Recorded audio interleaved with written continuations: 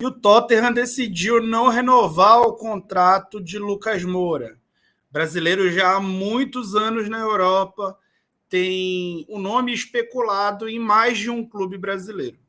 O São Paulo desponta como favorito, tendo em vista o envolvimento emocional do jogador com o clube, que foi lá revelado e se despediu, inclusive, de São Paulo com o título da Sul-Americana, talvez o último título recente aí de maior expressão que o tricolor paulista teve desde então.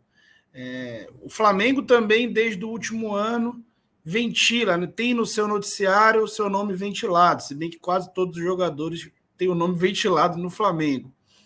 E faria algum sentido, embora não tenha qualquer informação, faria algum sentido aproveitar o Lucas Moura no Atlético Mineiro, de acordo com as ideias de Kudê. E eu vou explicar por que aqui nesse vídeo ele seria extremamente útil para qualquer uma das três equipes, o que vai aumentar, com certeza, o nível de disputa entre elas. O Lucas Moura, inclusive, não vem jogando praticamente nessa temporada, o que não é uma verdade nas últimas. Então, não dá nem para duvidar que o Tottenham o libere antes do fim do contrato, caso algum clube chegue e seja possível um acordo. Então, deixa o teu like aí que eu já vou começar a análise. Bora lá. Bom, então o Lucas Moura tem 30 anos, 1,72 m, pé direito, ele é ponta, ele é meia, ele joga de segundo atacante também, quando joga com dois. As principais características, ele tem capacidade de jogar de costa, e ele também tem muita força para fazer o arraste, né, para driblar, para vencer os duelos nos lados do campo. Ainda tem essa força, com 30 anos de idade. Jogou em 3 clubes só, cara de longos vínculos, né? São Paulo, PSG e Tottenham. Teve ótimos momentos em todos os 3 clubes. O desempenho dele na temporada 21-22, aqui eu estou desconsiderando o desempenho na atual temporada. O Tottenham contratou o Richarlison e o... Eu posso ter errado aqui o nome, tá? O Kulusevski, que também atua na mesma função que o Lucas Moura jogava, né? O Antônio Conte implementa um 3-4-3, onde os 2 alas são obrigados a baixar numa linha de 5. E aí o Lucas Moura não foi utilizado como um ala ou como um meia pela direita, liberado de fazer uma linha de 5. Então ele acabou sendo muito mais aproveitado na linha de ataque, ou sendo uma dupla de ataque ao Kenya, na temporada passada praticamente sendo um reserva do Son, ou sendo alinhado ao Son atrás do Kane, né? Então, isso aconteceu na última temporada. Então, ele jogou 45 jogos, ou seja, ele só jogou menos do que o Kane e do que mais um jogador, não me lembro se foi o Son, acho que o Son teve uma lesão.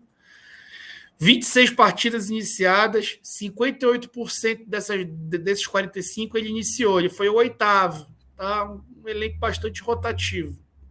6 gols. Ele foi o terceiro que mais fez gols, só perdendo para Kane e Son. Kane e Son são a dupla mais artilheira da história moderna da Premier League, tá? Como dupla. O time, basicamente, até a temporada passada, só os 2 faziam gols. Tá? Só para contextualizar vocês, porque um cara de 6 gols é o terceiro artilheiro de um time. E ele tinha 8 assistências, o mesmo número do Son. Tá? Segundo em assistências na temporada pelo Tottenham. 28 chances criadas, o 4º nesse quesito, 47 finalizações, o 3º nesse quesito, 23 passes chaves, o 4º no quesito, 180 dribles, o 2º no quesito, 64% de dribles certos, o 2º no quesito. Ou seja, não dá para dizer nem de longe que o Lucas Moura tenha feito uma temporada ruim no último ano, tá? E muito menos que ele fracassou na Europa, já que está na moda falar isso aí. Não fracassou, né? Fez uma ótima passagem no PSG, onde chegou a ser um dos principais do time na época de Ibrahimovic, no início dessa era rica do PSG. E no Tottenham já botou o Tottenham em final de Champions League, fazendo hat-trick em semifinal de Champions League. E na última temporada mesmo jogou muito bem. A gente vai explorar já já. Aqui a faixa do campo que ele atua é um cara que joga pela direita, um destro que joga pela direita. Por incrível que pareça, essa não é mais uma função tão comum no futebol moderno. Então, jogadores destros que jogam pela direita não são tantos assim nessa linha de meio e de ataque. É interessante quando aparece um desses. Aqui comparando o Lucas Moura com o Lucas Moura, né, nas 4 temporadas de Tottenham, incluindo a atual, você pode ver que na atual ele está jogando muito menos, né, está tendo percentual abaixo de 20% de iniciar jogando. Na primeira temporada ele foi titular, né, 73%, e nas outras duas muito equilibrado ali, sendo um dos caras também que jogava bastante. A quantidade de minutos jogados, né, baixou de 70 e chegou a 29 nessa temporada por jogo. Número de gols na primeira, 10, na segunda, 9, na terceira, 6, e nessa temporada ainda não marcou. Assistência também não deu. E a temporada passada foi a temporada de maior, que foi mais garçom, que mais criou chance, comparado a essa temporada, então nem se compara, né? E com relação a finalizações, ele foi mais agudo na primeira temporada, ainda com Pochettino, né? Ainda com Pochettino. E aí a gente pode olhar até dados como o número de passes-chave. Na temporada passada, lembra que ele estava no contexto de dar muita assistência? Foi mais um cara que também deu bastante assistência. E os dribles continuam sendo o destaque dele, né? Apesar de nessa temporada ele não estar tão bem, porque não está tendo tempo para jogar. Ele teve aí ótimos números nas outras temporadas, sempre mais de 4 tentativas por jogo, e bons aproveitamentos aí na ordem de 60% para mais. É um bom aproveitamento de drible, tá bom? E aqui, tentando projetar ele, aqui eu estou projetando ele no São Paulo, por exemplo.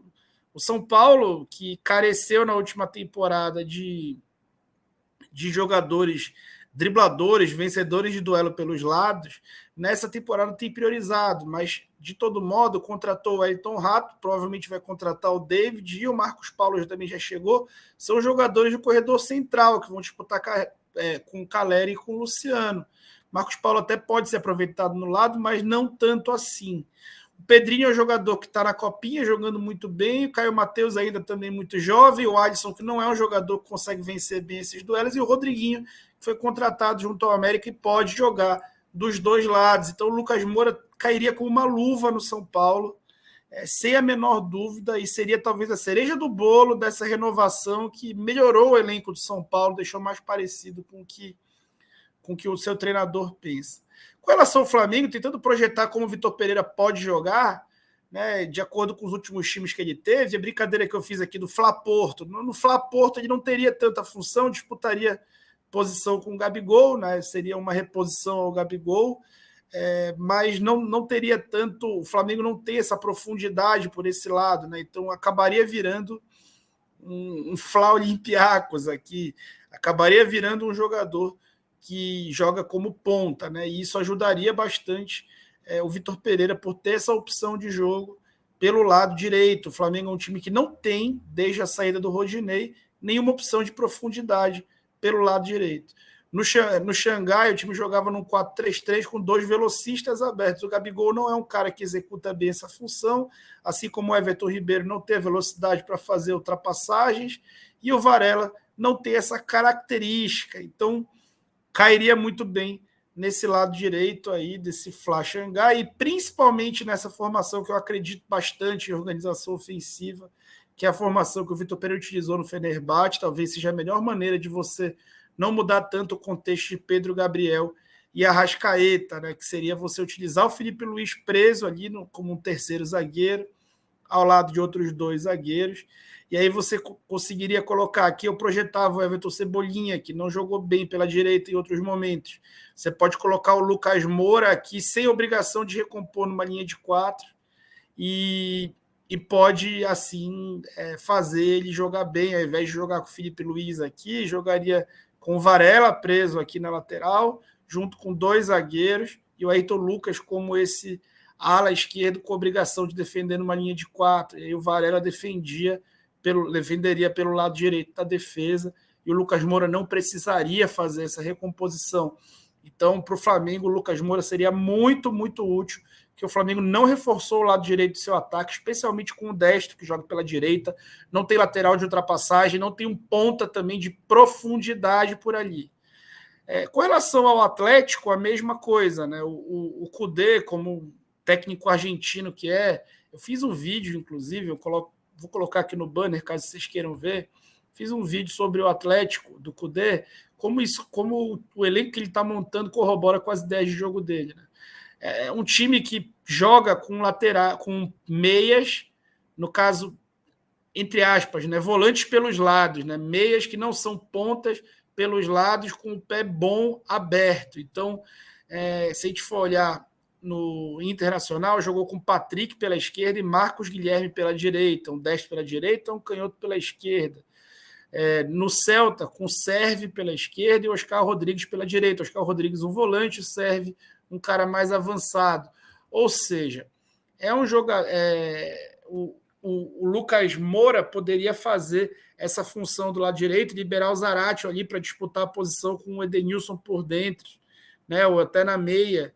E aí o Lucas Moura disputaria a posição com o Igor Gomes como um destro pelo lado direito, né, e até com o Pedrinho, mas o Pedrinho não seria esse jogador que faria o lado com o pé bom aberto, né, como o Kudê vai jogar tantas vezes e como o futebol argentino costuma jogar, como o Scaloni jogou em vários momentos na Copa e antes da Copa. Então, o Lucas Moura é um jogador experimentado, de sucesso na Europa, um cara extremamente tático, que pode ser muito útil para qualquer uma dessas três equipes. Dito isso, é certeza que será muito disputado. Quem será que vai ficar com ele? Deixa teu comentário aí, se inscreve no canal e deixa teu like.